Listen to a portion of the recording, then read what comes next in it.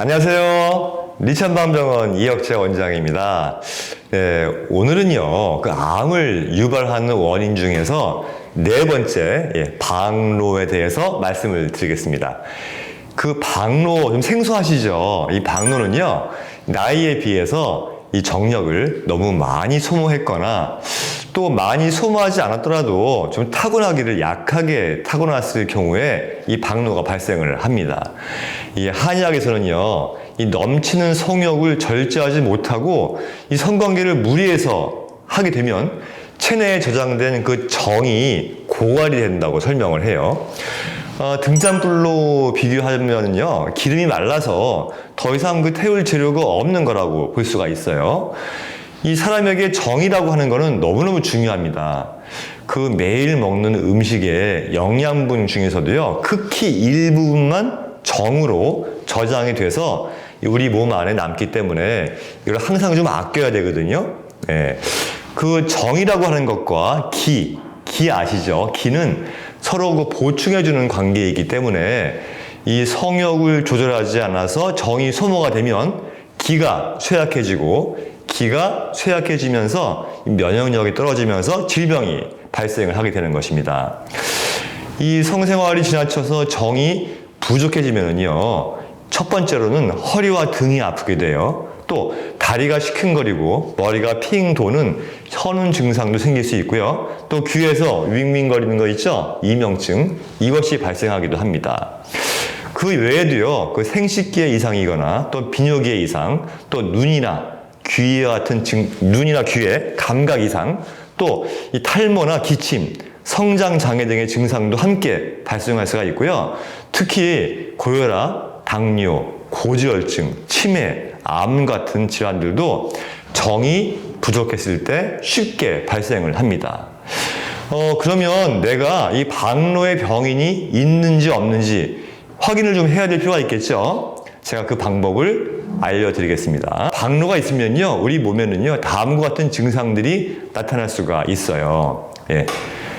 우선은요, 아침에 일어날 때 몸이 유난히 피곤합니다. 그리고 찬 것을 좋아해요. 그리고 추위와 더위를 둘 다 많이 탑니다. 그러니까 어떤 분들은 추위만 많이 타고 어떤 분들은 더위만 많이 타는 경우가 있는데, 방로가 있으면 추위와 더위를 둘 다 많이 탄다는 거예요. 그리고 발바닥에서 열이 납니다. 그리고 허리가 늘 은은히 아플 수가 있어요. 그리고 오후에 몸에서 열이 나는 경우가 있습니다. 또 잠잘 때 땀을 흘리는 경우가 있고요. 또 성관계 후에 피로감이 유난히 심한 경우가 있고요. 또 평상시에 이 발 뒤꿈치가 잘 갈라지는 경우도 방로예요. 그리고 입이 자주 마르고 갈증이 있는 경우도 있고요. 평상시에 다리에 힘이 없다. 또 그리고 음식을 잘 먹는데 많이 먹어도 살이 찌지 않는다. 이것도 방로가 있을 때 나오는 증상이고요. 그리고 소변이 평상시에 진하게 나오는 편이다. 그 대변이 단단하게 나오는 편이다. 이 정도예요. 제가 총 14가지를 말씀을 드렸거든요. 여러분들 이 14가지 중에서 몇 가지나 해당이 되실까요? 우선은 1개에서 5개 정도 해당이 되시는 분들은요, 이제 건강한 편이지만 몸을 편하게 유지하는 노력을 좀 해야 되고요. 6개에서 10개, 좀 많죠. 이런 분들은 정이 점차로 고갈되는 상태로 이 생활 속에 개선이 필요하다고 보시면 되고요. 만약에 11개 이상이라면 지금 당장 이 전문가와 상담하고 성생활을 대폭 줄이는 등의 획기적인 변화와 처방이 필요하다고 보시면 되겠어요.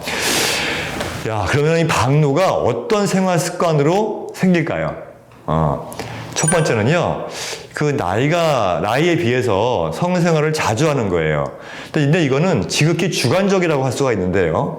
뭐 같은 일을 하더라도 힘센 장사가 하면은 별일이 아니지만 이 힘 없는 사람이 하게 되면 힘들고 어려운 일이 되는 거하고 마찬가지라고 볼 수 있어요. 그래서 뭐 적절한 나이에 따른 뭐 성생활 주기 이런 게 있는 건 아니고요. 다만 이 방로에서 나오는 증상이 여러 개가 보인다면 성생활을 자주 하지 않더라도 일단은 자기가 좀 타고나기를 약하게 타고나신 분이기 때문에 일단 주의를 해야 될 필요가 있다는 거예요.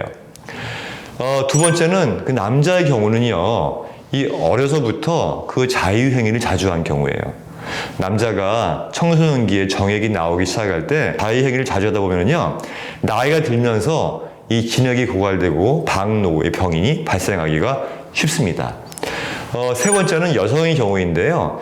여성의 경우에 유산을 2회 이상 했을 경우에 몸에 진액이 마르면서 박노가 발생할 경우가 있어요.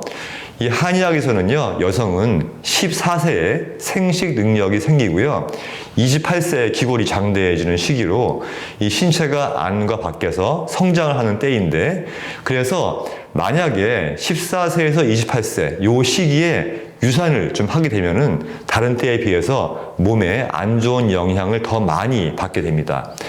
다시 말해서 진액이 충실해지기 전에 미리 진액이 소모되기 때문에 박노가 쉽게 발생을 한다는 거예요.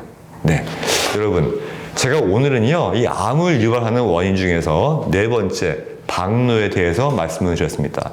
이 박노가 심해지고 정이 말라도 기운이 빠지고 면역이 떨어지면서 암이 발생할 수가 있다는 거예요.